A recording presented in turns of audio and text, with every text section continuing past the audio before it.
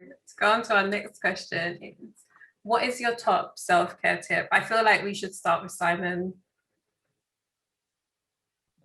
So find something that you really, that you're completely in the moment with, whether that's meditation. For me, it's eventing on a horse, because you can't concentrate on anything else except what you're doing in that moment.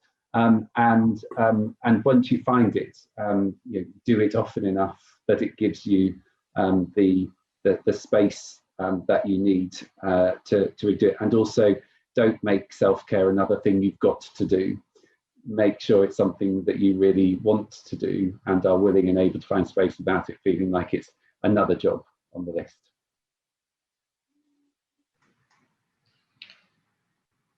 Yeah, I'd say the same as Simon. I think mine's, I put taking a break from my phone.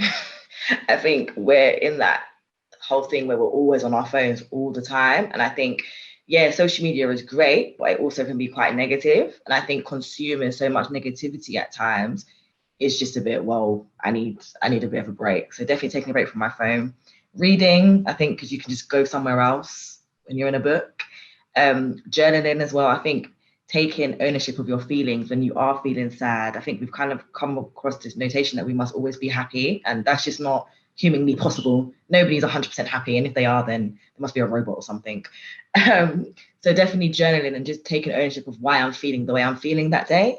And like Rob, I have a faith, so praying, I think, always also makes me feel quite just being with God and just letting him hear what I have to say. I think that's one of my top self-care tips. I'll chip in and say, I think probably do something completely different.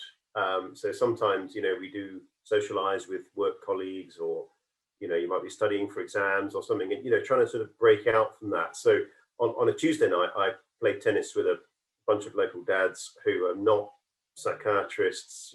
Most of them don't share my faith, and it's just fun. Just do something completely different. And then another night in the week, I'm one of the local scout leaders, which again is just completely different. Gets me out into nature, and it's just a complete switch off. So I think that's really valuable.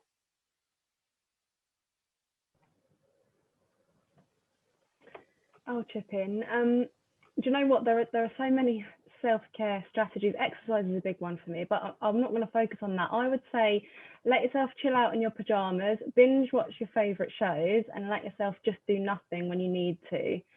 Because learning to get into my bed and not load the dishwasher has been such a radical form of self-care for me, especially with my health. So I stopped asking myself, why are you being lazy? And I started asking, why does your body need so much rest right now? Because you're allowed to rest, right? You're allowed to do nothing. And when you eventually resurface from binge watching How to Get Away with Murder, you might even have a little bit more energy and a bit more hope. Yeah, we have a fairly low threshold for cancelling tennis if there's a hint of rain in the air. Scouts are slightly harder to cancel, but I think you're right. We shouldn't be cramming our diaries either. You're allowed those duvet days and things like that as well. That's so true. For me, I think I'd probably go on a bit of a spiritual detour there, where I say that in a day I receive a lot, and what I receive I perceive differently at different times. So my self-care tip is whenever I come back from work, I take a warm shower, and when that warm water is on my body and goes onto my head, it just feels so soothing. After that, just shut down and introspect. I just think about what's the day like, how would have done it differently, what am I perceiving, what am I feeling at the end of the day? And it becomes so much of a habit that it feels like I'm not doing anything. So it's just doing nothing during that time. So that's what I do. Thanks, that's great. I feel like mine's a bit boring in comparison to all the great activities you guys do. I just try and make time for myself to breathe and stop. I'm always going, and I, like Adele, have to navigate my health with the rest of my life, and I'm always quite busy and always saying, oh, I need to do this, I need to do this. Trying to battle fatigue and my day at the same time whilst adding to my to-do list is like running up and down escalator. I don't even know why I do it. So I definitely need to work on that. But for me, just allowing myself a moment to pause and breathe, because I always think I'm trying to get more into the idea that I need to stop so I can start. And sometimes I need to stop, breathe, fall apart, and just let that be that moment. And then I can start the thing I need to do, and just accept that that is it. Like Rihanna said, we're not perfect and we're not always happy. And I guess social media puts that out there, and we just have to sort of acknowledge like that's not real life, and just take that in. So thank you all for sharing your tips. I wrote some down, so I really mean it. Thank you. The next question is, what would you say to someone who wants to be more confident in the workplace? Let's start with Prutha, because you touched on this in your story. So let's start with you. Thanks. I think the first thing I would say to myself even today, or to others, that if I want to be confident in my workplace, I need to know who I am.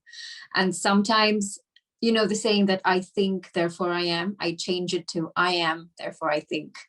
And I put it into practice every day, because if I don't know what I am doing and why I am doing it, why am I in this place in the first of, you know, for the first instance, why am I here? What is the purpose that I want to get out of this? I may not know all those answers at this onset, you know, when I'm trying to do something, but just knowing that I am feeling myself every time, every moment I am inside that office, I am with the people that I'm working. When you put yourself into practice, in the practice of being so mindful about every single thing that happens, it takes a lot of time. And I had, trust me, from the age of 12 to what I'm 32 now, so 20 years of, you know, practice of knowing every single feeling that I have when I go to work. Because when people say that you are different, whether it's your skin tone or it's your physical limitation or it's your mindset or anything, when they bring the word different, they push out the word normal outside the window. And I never had a fascination for the word normal, because I then started telling myself that nobody's normal. I mean, what is the definition of normal? So when you call somebody you're different, or when you say that you're not, in a way you're sort of hinting that you're not one of us. For me, it was just a journey on a day-to-day basis, from learning how to wear socks with one hand, from learning how to write with my left hand, from learning how to do procedures in patients, and now learning how to unlearn and relearn my psychiatry, come into a different system altogether. I think what has made me very confident about who I am at my workplace is just knowing that I have an inside, I have a mold, and I have an outside. Having that clear separation in my mind, that sometimes the energy that comes from outside is not something that I want to pick up, and I'm not going to pick it up, no matter whatever the other person has to say. And the energies that are inside me, I need to fill them up. That's where the self-care tips come up.